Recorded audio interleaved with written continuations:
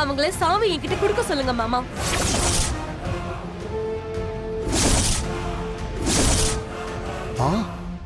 ஏய், என்னடி அண்ணன் கிட்ட போய் நேரடியா பேசிட்டு இருக்க? ஒரு அளவு இல்லாம போய்கிட்டு இருக்க. ஒரு அளவுக்கு தான் நான் பொறுமையா இருப்பேன் சொல்லிட்டேன்.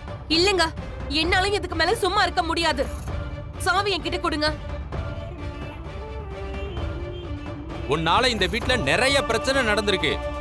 அதெல்லாம் நான் வெளியில சொல்ல வேணான்னு பாக்குறேன். சொன்னேன்னு வையி. என்ன இப்போ என்னமோ நான் மட்டும் தான் தப்பு பண்ண மாதிரி பேசிட்டு இருக்கீங்க? ஜானகி அக்கா, அதோ அந்த கதிர் இருக்கானே, அவன் பண்ண கொலை பழியவே ஏத்துக்கிட்டாங்களே.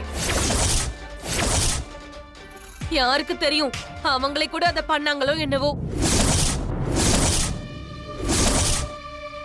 என்னடி சொன்ன? சிவா, எவ்வளவு தீவிரம் இருந்தா அப்படி பேசுவீங்க? மாமா, அவன் என்ன பேசிட்டு இருக்கான்னு கேட்டீங்களா? கொஞ்சம் அமைதியா இருங்க.